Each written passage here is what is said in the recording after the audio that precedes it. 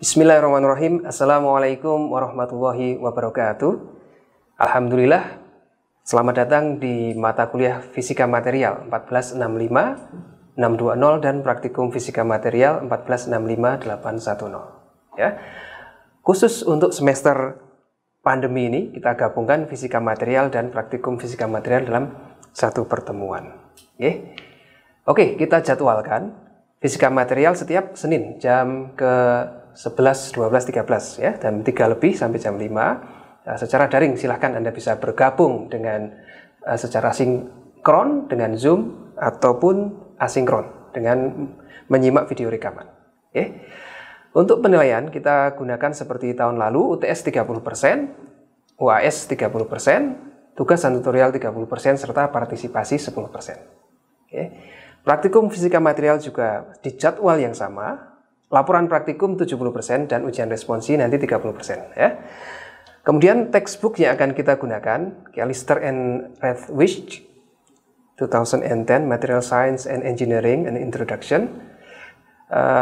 Jika nanti harus kontak, Anda bisa menghubungi saya ke sini. Oke ya? Oke, material, fisika material. Apa itu material dan kenapa kita perlu mempelajari fisika material ya, karena kenapa ya, material itu ada dalam setiap hal yang kita lakukan sehari-hari ya, dari kita bangun tidur sampai tidur lagi ya, transportasi, tempat tinggal, pakaian, gadget, alat komunikasi ya, alat-alat rekreasi, produk-produk makanan dan minuman, ini semua ada aspek material science, fisika material di dalamnya ya. Dalam mendesain, dalam menggunakan kita perlu pengetahuan tentang ilmu material ya. Dan yang kedua adalah sepanjang sejarah kalau kita amati ya, ternyata perkembangan dan kemajuan sebuah peradaban itu ditentukan oleh penguasaan terhadap ilmu material ya. Kalau Anda waktu SMA dulu belajar zaman prasejarah dan sebagainya ya, kita sebut sebagai zaman batu. Kenapa seperti itu? Ya karena orang-orangnya bagaimana? Tahunya cuma memproses batu menjadi alat-alat. Nah, itu kita kenal dengan Stone Age, zaman batu ya, dari misalnya 5.000 tahun sebelum Masehi dan seterusnya. Kemudian manusia mulai menemukan yang namanya tembaga ya, logam yang mudah meleleh kemudian bisa dibentuk dan sebagainya, sehingga kita kenal dengan zaman tembaga. Kemudian ada zaman perunggu. Tembaga dicampur dengan yang lain-lain menjadi logam yang lebih kuat ya. Kemudian kita kenal ada zaman besi, ya, semua senjata, alat perang, alat-alat konstruksi semuanya dibuat dari besi. Ya, peradabannya semakin maju.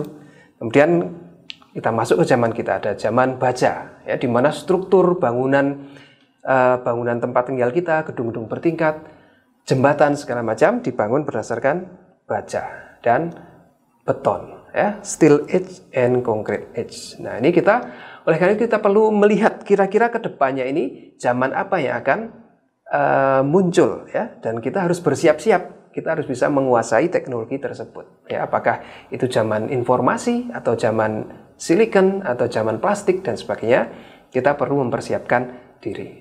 Ya.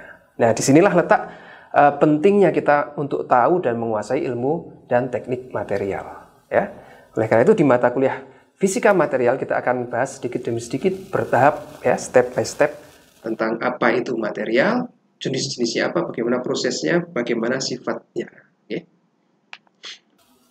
Nah, kenapa kita perlu mempelajari ya? Tadi karena material ini terkait dengan segala macam aspek kehidupan, maka nanti kita akan muncul permasalahan ya dalam kita mendesain sebuah produk, dalam kita merancang sebuah fungsi ya, kita seringkali nanti kita akan kedapatan bahwa permasalahan yang utama adalah memilih material yang tepat dari sekian ratus ribu jenis material yang tersedia di zaman kita ya. Nah, kenapa kita harus mempelajari material? Ya karena dalam segala aspek kehidupan kita tadi kita tidak akan lepas dari material. Seringkali dalam kita mendesain sebuah produk atau mendesain sebuah struktur untuk fungsi tertentu, nanti masalah yang muncul adalah bagaimana kita memilih material yang tepat untuk aplikasi tersebut. Ya, dari sekian ribu material yang tersedia, yang kita punya, ya, dari katalog yang sudah dikumpulkan berabad-abad ini. Oke. Nah, dalam memilih material yang tepat ini kita perlu mempertimbangkan 3 hal. Yang pertama, kondisi penggunaan.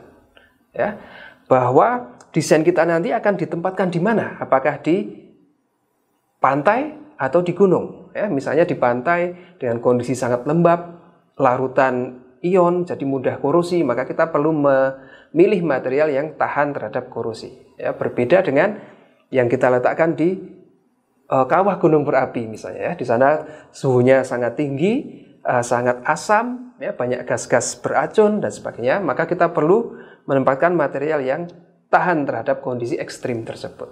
Ya, itu yang pertama. Kemudian yang kedua adalah perubahan sifat yang mungkin terjadi selama penggunaan. Oke.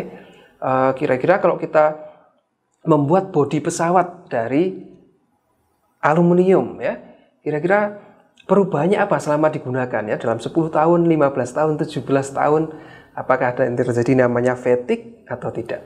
Oke, nanti kita perlu pelajari. Dan yang ketiga yang sering kali menjadi prioritas pertama justru adalah masalah ekonomi, ya. Jadi seberapa mahal atau seberapa murah biaya yang harus kita keluarkan untuk menggunakan material tersebut. Ya, jadi ada 3, kondisi penggunaan, perubahan sifat yang nanti mungkin terjadi, dan ketiga adalah ekonomi. Ya. Salah satu contoh case study-nya adalah seperti ini. Ya. Kita mau memilih material yang tepat untuk kontainer atau kemasan minuman bersoda. Ya. Nah, maka kita memiliki persyaratan, ya, bahwa material untuk kontainer tersebut harus satu memenuhi syarat mampu menahan difusi CO2. Ya, soda itu kan bikarbonat, ya, karbon dioksida yang terlarut di dalam air. Okay? Sehingga kalau ada minum rasanya agak semriwing di lidah itu. Okay? Nah, maka CO2 ini supaya bisa tetap ada rasa sodanya harus ditahan untuk tidak difusi keluar. Ya. Jadi materialnya ini harus mampu menahan difusi CO2. Okay? Yang kedua tentu saja tidak beracun, tidak bereaksi dengan larutan soda. Oke. 3, diutamakan yang bisa didaur ulang. Misalnya, yang 4 cukup kuat, mampu bertahan ketika misalnya soda tadi jatuh. Ya. Kemudian ekonomis dalam biaya material dan biaya produksinya, serta transparan, sehingga kelihatan isinya itu bisa ditampilkan. Oke. Dan yang terakhir bisa dibuat dalam berbagai warna. Misalnya kita tambahkan label, tambahkan tulisan, dan sebagainya.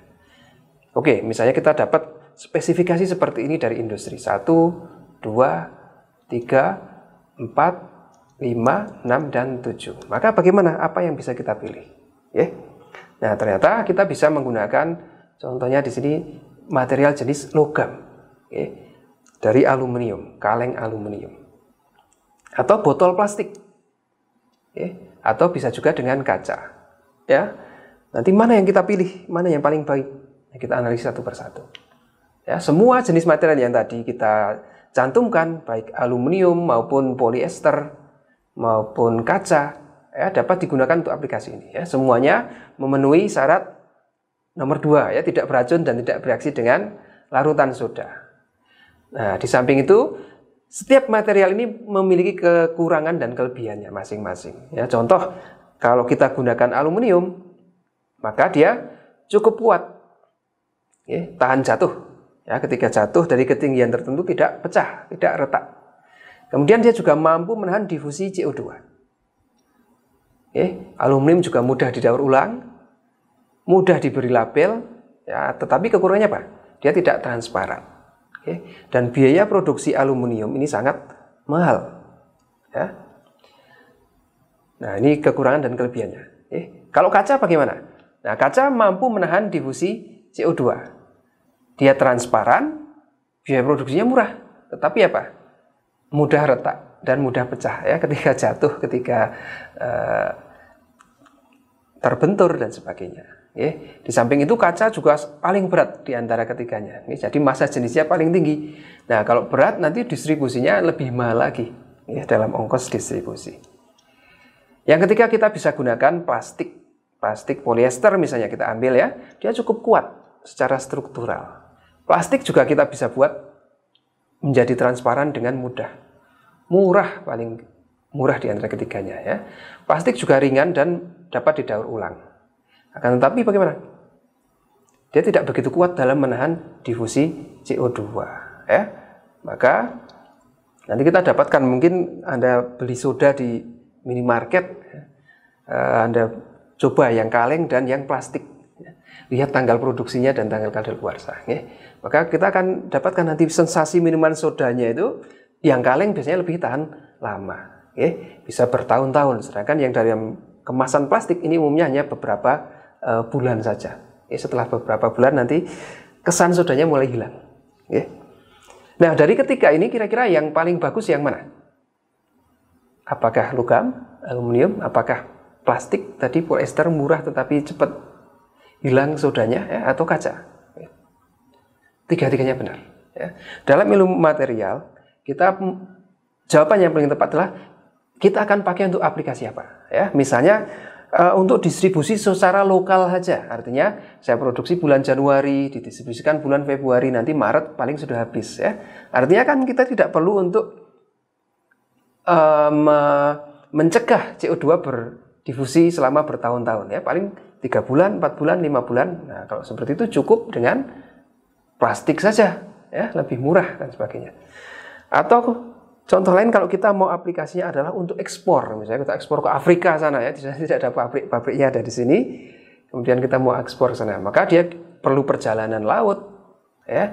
Di laut mungkin sudah 2 bulan sendiri, di gudang 1 bulan, distribusinya mungkin memakan 3 bulan sendiri. Sudah dipajang di toko, nggak laku-laku 5 bulan, seperti itu. Maka kita perlu mempertimbangkan bahan lain yang bisa menahan difusinya lebih bagus. Itu salah satu contoh case study seperti itu nanti dalam pemilihan material yang tepat. Nah, having said that, kita sudah tahu sedikit ya tentang apa saja sih yang bisa kita pilih ya. Nah, ini untuk memudahkan kita mengkategorikan material menjadi beberapa kelas ya. Yang pertama adalah kelas logam. Ya, logam ini tersusun atas atom dari unsur logam atau gabungan dari beberapa unsur logam. Ya, misalnya yang logam tadi aluminium, besi, yang gabungan apa? Seperti tembaga, tembaga unsur ya. Yang gabungan seperti perunggu, ya, itu gabungan dari seng dan tin. Ya. Nah, logam sifatnya adalah konduktor listrik dan juga konduktor panas yang baik. Bahan logam bersifat kuat, tetapi dia cukup malleable ya, cukup lunak untuk diproses. Misalnya kita panaskan dulu kemudian kita tempa. Ya, sehingga dapat diproses dengan mudah. Bahan logam umumnya mengkilat bila digosok. Nah, kelas yang kedua ada bahan namanya keramik. Keramik seperti apa, Pak? Apakah keramik seperti ubin? Iya, betul, salah satunya memang seperti itu. Tapi secara umum, semua material yang tersusun dari unsur logam dan unsur non-logam kita sebut sebagai keramik. Ya. Dia memiliki sifat insulator, baik listrik maupun panas. Dan umumnya dia bisa bertahan pada kondisi-kondisi ekstrim, suhu tinggi, asam, ya, sangat dingin dan sebagainya. Pada suhu tinggi serta kondisi lingkungan yang keras. Kemudian ada jenis bahan lain namanya plastik atau secara umum kita sebut sebagai polimer. Masuk di sana termasuk karet dan sebagainya. Umumnya ini terdiri dari senyawa organik berbasis karbon dan hidrogen. Dia memiliki struktur molekuler yang sangat besar, sehingga densitasnya rendah dan umumnya dia tidak stabil terhadap suhu yang tinggi. Dan ada kelas lainnya namanya komposit. Komposit adalah bahan yang tersusun dari gabungan dari satu atau lebih dari material yang tadi kita sebutkan tadi ya. Misalnya gabungan keramik di dalam plastik. Ini misalnya fiberglass komposit. Ya, ada benang-benang kaca yang dimasukkan ke dalam plastik sehingga plastiknya menjadi lebih kuat. Misalnya seperti itu. Ya. Fiberglass ini tersusun atas gelas atau kaca dalam matriks polimer. Ya, contoh lain adalah beton. Ketika kita membuat bangunan untuk tiang dan untuk pondasi kita gunakan beton. Ya, itu kan campuran dari logam. Ada rangka besinya, kemudian ada semen, pasir, gamping, ya, air, batuan, dan sebagainya. Oke. Nah, semua material yang tersusun dari komposisi dari satu atau lebih kita sebut sebagai komposit. Ya. Nah, ini fungsinya untuk mendapatkan sifat-sifat yang terbaik dari tiap bahannya. Kita ingin kekuatan logam dan kelenturan polimer misalnya. Nah, kita bisa gabungkan seperti itu. Ya. Nah, kemudian ada jenis material lain yang khusus, ya, spesifik. Kita sebut sebagai advanced material. Material untuk aplikasi teknologi tinggi. Contohnya ada semikonduktor. Ini misalnya bahan yang konduktivitasnya kita bisa atur dengan mudah. Okay. Kemudian ada biomaterial, material yang digunakan untuk aplikasi medis, seperti mengganti organ tubuh yang rusak dan sebagainya. Okay. Nanomaterial, material dalam ukuran yang sangat kecil sehingga sifat-sifatnya unik dibandingkan material-material makronya. Okay. Kemudian ada smart material, misalnya ferroelektrik, piezoelektrik, superkonduktor, termoelektrik, dan sebagainya. Kita akan bahas secara bertahap nanti. Okay. Nah, ini tadi yang kita jelaskan, logam, konduktor listrik, dan panas, ya, mengkilap, rentan terkena korosi, kuat tetapi mudah dibentuk. Ya, keramik, insulator, tahan suhu tinggi lingkungan yang ekstrim, sangat keras tetapi mudah pecah. Ya. Polimer, struktur molekul yang besar, ringan, densitasnya rendah, fleksibel. Ya.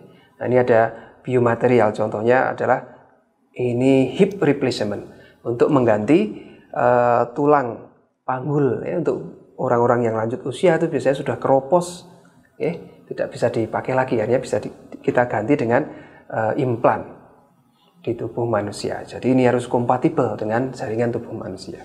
Ya, semikonduktor ini biasanya dipakai untuk prosesor, integrated circuit, ya, memori, dan sebagainya, ya, yang kita pakai di teknologi IT. Kemudian komposit, ya, gabungan lebih dari satu jenis material dan didesain untuk menampilkan kombinasi sifat dari material penyusunnya. Oke, ini contohnya adalah bodi kendaraan, bodi pesawat, bodi mobil, bodi sepeda yang ringan, ya, tetapi kuat. Maka dia gabungan dari carbon fiber. Karbonnya adalah mendekati ke keramik dan matriksnya polimer.